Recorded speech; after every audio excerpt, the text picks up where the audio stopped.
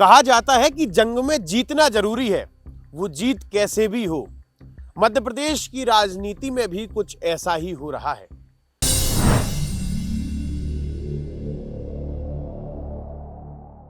चूंकि विधानसभा चुनाव रहे, विधानसभा चुनाव में भारतीय जनता पार्टी की भारी मतों के साथ, भारी सीटों के साथ सरकार बनी। कांग्रेस पार्टी ने सारे के सारे प्रयास किए, लेकिन उसके बावजूद भी वो अपनी सरकार नहीं बना पाई।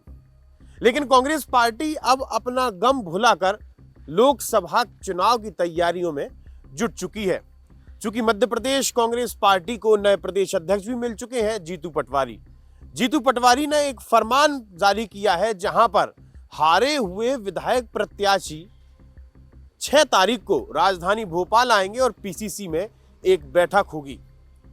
चूंकि वोट प्रतिशत के चलते हुए ये बैठक रखी गई है।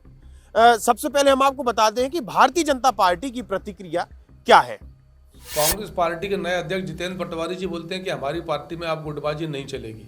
यानी वो स्पष्ट तौर पर कह रहे हैं कि दिग्विजय सिंह कमलनाथ जी गुटबाज थे, गुटबाजी करते थे। वो ये भी कह रहे हैं कि कांग्रेस पार्टी ने कहा है कि अब युवाओं को जिम्मेदारी दो।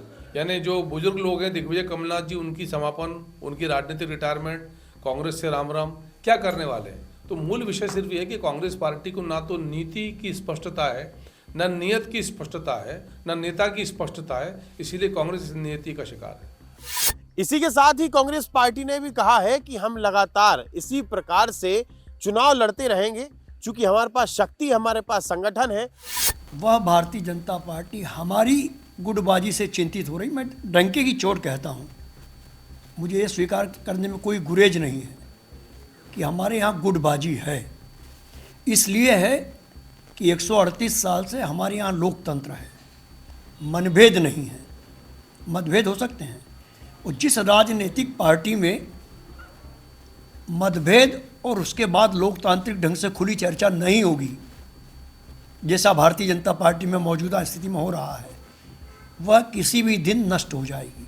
और भाजपा में यह होगा। हमारे यहाँ कोई शाह और तानाशाह नहीं है, मनभेद नहीं है। क्या कारण है कि 6 तारीख को हारे हुए विधायक प्रत्याशियों को जीतू पटवारी राजधानी भोपाल बुला रहे हैं, और लोकसभा चुनाव की किस प्रकार से तैयारी की जाएगी, ये सारे के सारे विषय पर हमसे बातचीत करने मध्य प्रदेश के वरिष्ठ पत्रकार सतीश एलिया जी मौजूद हैं। सर, आपका बहुत बहुत स्वागत है। सवाल यहीं से कि हारे हुए विधायक प्रत्याशी लोकसभा चुनाव जिता सकेंगे जब मोदी लहर है?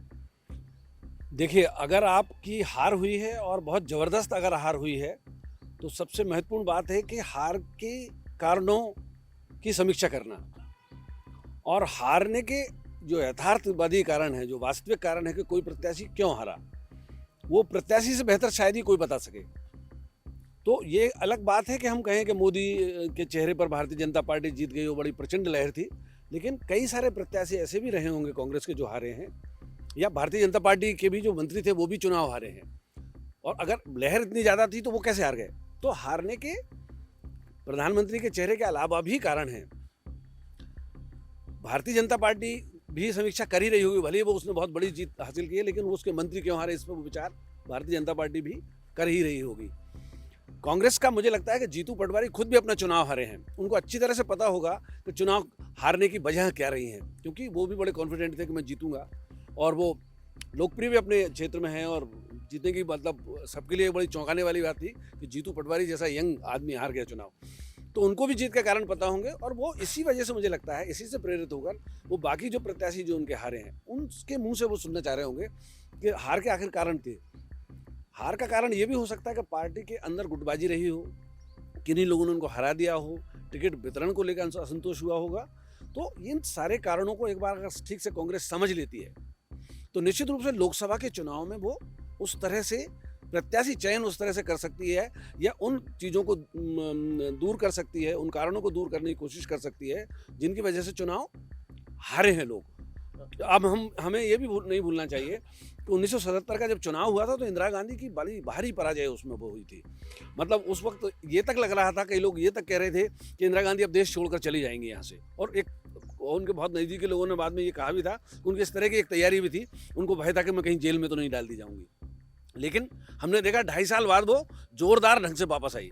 निश्चित रूप से उस 2.5 साल के दौरान जो जनता पार्टी का बिखराव था वो तो अपनी जगह कारण था, लेकिन कांग्रेस ने भी, इंदिरा गांधी ने भी अपने स्तर पर हार के इतनी जबरदस्त पराजय के कारणों का मंथन किया होगा और उसका सोचा होगा इसका क्या इलाज हो सकता है, और निश्चित रूप से सफलता हासिल की। निश्चित रूप से जीतू पटवारी मुझे लगता है कि अगर वो सही अर्थों में हारे हुए प्रत्याशियों से ये जानना चाहते हैं कि वो आखिर क्यों हारे और उससे कोई चीज़ कांग्रेस की बेहतरी के लिए निकलती है, तो उनको अच्छा, मुझे लगता है कि अच्छा प्रयास है राजनीतिक तौर पर। नहीं सर, चूंकि आपने भी इस बात को कहा, गुटबाजी शब्द आया। अभी भारतीय जनता पार्टी प्रवक्ता ने भी कहा कि गुटबाजी चल रही है। जीतू पटवारी ने भी स्वीकार किया था कि अब गुटबाजी नहीं चलेगी, गुटबाजी का अंत हो चुका है। तो क्या गुटबाजी थी? और अगर गुटबाजी थी तो क्या जीतू पटवारी के आने के बाद ये सारी की सारी स्थिति सही हो चुकी है? देखिए बहुत साफ है। देखो जहाँ तक मैं जानता हूँ, या कांग्रेस का जो उनका वर्किंग का एक तरीका है, वो सत्ता में रहें, विपक्ष में रहें, और बार बार वो सत्ता में लौट के आती है कांग्रेस और भारतीय जनता पार्टी का जो बुनियादी फर्क है वो ये है कि कांग्रेस एक मास बेस्ड पार्टी है।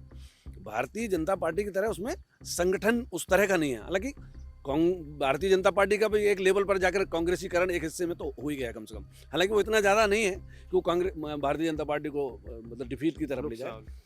लेकिन कांग्रेस का जो बेसिक चरित्र है वो मास बेस्ड पार्टी है। कांग्रेस भर का नहीं, जो भी मास बेस्ड पार्टियां होती हैं उसमें स्थानीय स्तर पर नेताओं के कबीले होते हैं, जैसे गुट और कबीले बने रहते हैं।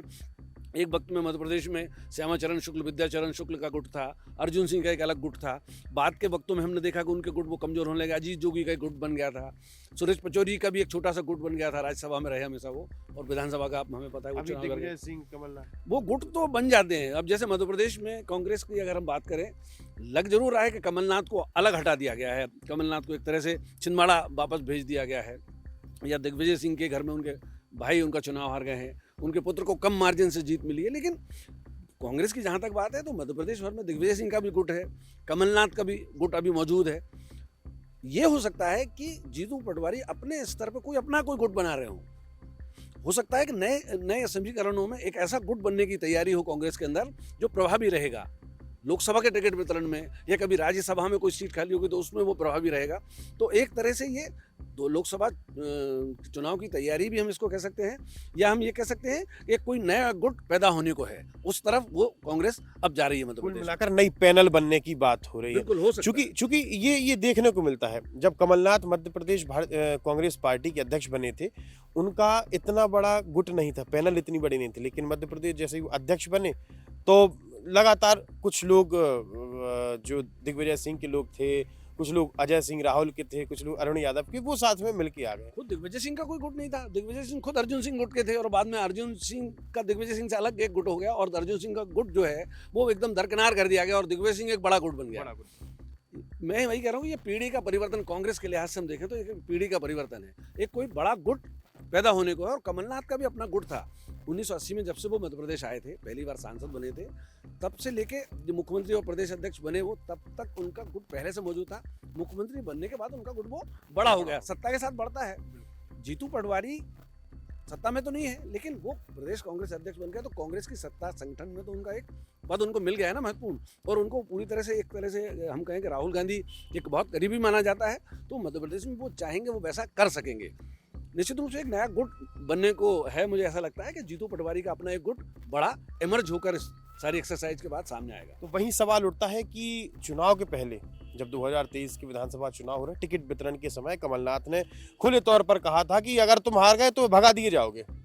जीतू पटवारी उन्हीं भगाए हुए व्यक्तियों को, या फिर कहा जाए कि हारे हुए प्रत्याशियों को फिर से बुला रहे हैं। तो कार्यशैली में जीतू पटवारी ने भी चुनाव हारा, एक तरह से ये अच्छा बदलाव है। ये कहना लोकतंत्र में कि तुम हार जाओगे तो भगा दिए जाओगे, ये कहीं तानाशाही को दर्शाता है। भले ही वो कमलनाथ खुद नहीं हारे हो, लेकिन एक तरह से भगा तो दिए गए ना, या वो खुद रणछोड़दास हो गए, खुद छोड़कर चले गए। विधायक दल की बैठक में प्रदेश अध्यक्ष होते हुए भी नहीं आए, किसी पद पे नहीं है वो, उस तरह की बात है। देखो पीढ़ी परिवर्तन, मुझे लगता है कि कांग्रेस में ये पीढ़ी परिवर्तन हो रहा है। लेकिन अब देखना ये होगा कि जीतू पटवारी जिस पीढ़ी के हैं उसमें नकुल नाथ भी हैं, उसमें जयवर्धन सिंह भी हैं, तो क्या दिग्विजय सिंह के पुत्र और कमलनाथ के पुत्र जो हैं उनके जो समर्थक हैं दिग्विजय सिंह के, कमलनाथ के, वो उनके पुत्रों के पीछे उसी तरह से खड़े होंगे? क्या उनके गुट इमर्ज हो पाएंगे?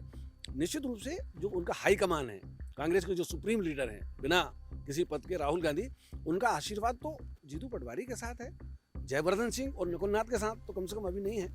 निश्चित रूप से जीतू पटवारी ही कांग्रेस में एक बड़ा गुट बनाने की कोशिश कर रहे हैं वो, और उसी की तरफ वो इस बैठक को भी मुझे लगता है कि ले जा सकते हैं। कुल मिलाकर सर बहुत बहुत धन्यवाद। कुल मिलाकर कांग्रेस पार्टी मास पार्टी है और देखा जाए तो इस समय जीतू पटवारी का एक बड़ा गुट बनता हुआ नजर आ रहा है। राजनीति में किस प्रकार से गुटबाजी हावी होती है ये साफ देखने को मिल रहा है। अब चूंकि देखना यह है कि क्या हारे हुए विधायक प्रत्याशियों की मदद से मध्य प्रदेश में लोकसभा चुनाव की स्थिति किस प्रकार से बदलेगी या फिर मोदी फैक्टर के चलते ही इस बार 28 की जगह 29 सीट भारतीय जनता पार्टी के खाते में जा रही है। आप हमारे साथ जुड़े रहिए, देखते रहिए आयुध। आप हमारे चैनल को सब्सक्राइब कर सकते हैं। हम फेसबुक, इंस्टा, यूट्यूब, ट्विटर हर जगह मौजूद हैं। आपका बहुत बहुत धन्यवाद।